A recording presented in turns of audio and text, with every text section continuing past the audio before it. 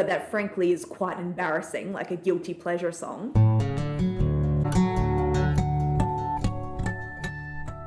Hi everyone, welcome back to my channel. My name is Tara East. I'm a writer, blogger, YouTuber, and the author of the mystery novel Every Time He Dies. And in this week's video, I'm continuing my series that follows the writing routines of non-fiction writers. So last week we focused on Gretchen Rubin.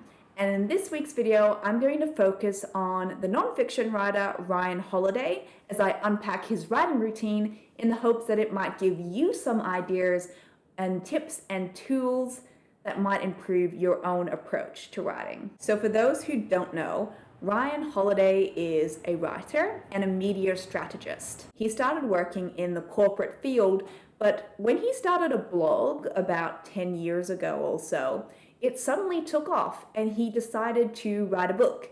He then sold that book, and his career as a nonfiction writer who specifically focuses on Stoic philosophy took off. Now, considering that Ryan is obsessed with Stoic philosophy, you can imagine what kind of a person he must be.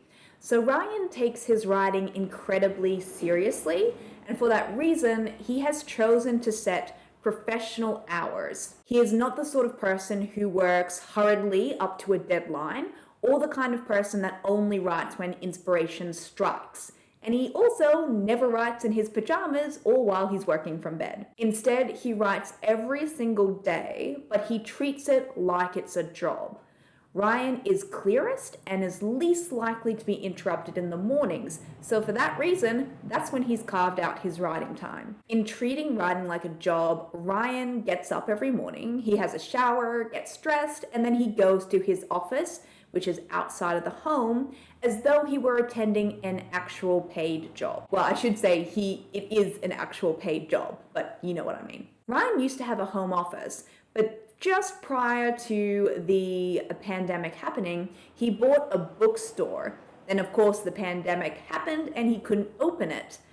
At the time, he moved all of his books into a workspace above the bookshop, and then he actually spent every morning writing in that space, and he realized he actually preferred working outside of the home rather than in the home, which is something I covered in a previous video, which I'll put up in the cards. Now Ryan actually loves working outside the home so much that he doesn't even have a desk or an office at home anymore. Once he arrives at this new workspace, he begins working on whatever writing task he has set for himself.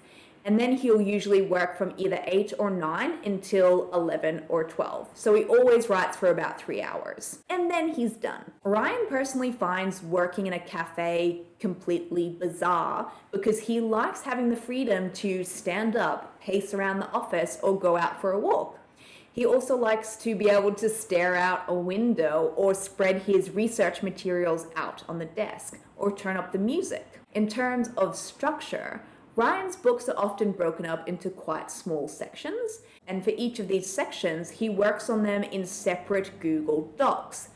But once he reaches the point in the project where it's time to join them together, he exports them all to Word doc, and that's when he starts switching from a general sort of outlining of a project and into the actual editing and rewriting of the book as a whole project. During his research phase, he likes to work on 4x6 note cards, which he then stores in photo boxes. He outlines and organizes the entire book using these cards, which are then filed into subjects which are relevant to different parts of the project. Or sometimes there are subsections, and that's how he organizes it. Now, all of these note cards are actually snippets of information of research that he has read. Sometimes it's just literally copying out quotes, but if the quote is too long, then he'll physically type it on the computer, print it out, and then stick that on a note card. Now, each of his books is the result of thousands of these note cards, which include information that he's either read or interviews he's conducted, his own personal reflections, conclusions, or observations. Each of these cards is, like I said, typically handwritten unless the passage is particularly lengthy. He says that he knows all of this research is actually starting to come together once he exports all of those little sections from Google into Microsoft. Interestingly, and I really did like this fact, I wonder if it would work for other people too, is that he uses music as a way to block out outside noise and relax his own mind. And something that I find amazing is he listens to music with lyrics. Now, me personally, I too listen to music, but it's usually white noise soundtracks. Anything with lyrics can be highly distracting unless I really, really know the song, and it's just like I can tune it out a little bit. But for Ryan, what he does, and maybe this is why it works, is he'll pick a particular song that he likes, but that frankly is quite embarrassing, like a guilty pleasure song, and he will listen to that one song on repeat 300 or 400 times during a writing session. And he finds that when he does this, it helps get him into a flow state a lot quicker. Now, he'll often stick with this one particular song for as long as it works. And once the magic runs out, then he'll find some other song and move on to that. In reading a lot of interviews with him, it appears that his writing environment has actually been quite transient between different projects. Some books have largely been written in public libraries, some at his private ranch, some at a city apartment, and some in his bookstore. Now, he said that his pre-writing rituals basically include avoiding email and writing in his own personal journal before then switching over to professional writing. A little bit like Gretchen Rubin last week, Ryan says that he can't start writing until he figures out what he wants to say. But unlike Gretchen, part of the reason why he does this is for efficiency. He hates the idea of figuring out what he wants to say by writing, which is how a lot of writers work. We don't know what we think until we start writing. But Ryan thinks that this is a huge waste of time and energy, and he hates the idea of having to delete pages and pages of content because he was just waffling. So instead, he wants to figure out what he's actually trying to say so that then when he gets to the page, he can just get to it with minimal words lost. On a good day, he may achieve 2,000 words, but because he's aiming to write such clean content straight out of the gate, it is often much less than this. This actually reminds me a lot of Lee Child, who only writes one draft of his Reacher books. So when Ryan sits down to write, he begins with the beginning. He'll ask himself things like, how should this start? What is my argument here? Where am I taking this? And if this approach doesn't provide any obvious direction, then he'll begin in the middle and sort of work outwards from there. Now, when it comes to editing, Ryan has a very cyclic process. So he'll write the first section, print it out and edit it. Then he'll write the second section, print it out and edit it as well as the first section. So working on those two at the one time. And then when he comes to the third section, it often comes quite easily because he's already established and clarified so much of his argument. Now, despite this very rigorous approach, Ryan also knows when to call it quits. He really pays attention to how he's feeling and his energy when he's actually writing. When he is spent, he stops. Now, this may occur after only even 1 hour, but if he is feeling depleted, then he knows it's because it was a really productive hour.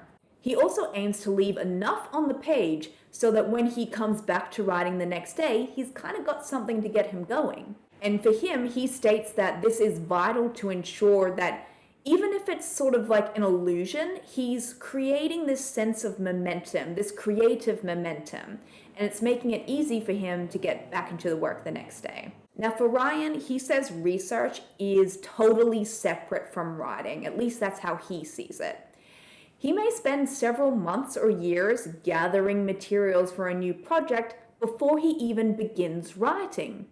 Now, admittedly, he will conduct research while he actually is writing because he'll discover inconsistencies or gaps or insufficiencies once he begins forming that argument. Now, this is a tidbit, a little bit of advice that I really liked and I think is very applicable to fiction writers as well. So one of Ryan's favorite hacks is to read content that is totally different from what he is actually writing. And when he does this, he's able to forge new and interesting connections between his project and this seemingly disconnected work. Now, the final reflection I want to talk about, and I think this is actually incredibly true for fiction and nonfiction writers. Ryan says that writing is easier than coming up with something to say and figuring out how to best present that argument.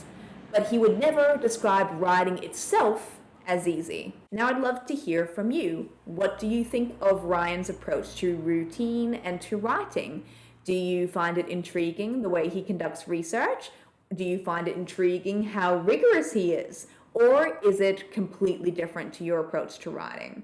Leave a comment below and let me know because I'd love to hear. Now, if you'd like even more writing advice, you can of course check out the other videos on this channel or head to my website, taraeast.com, and dive into the archives.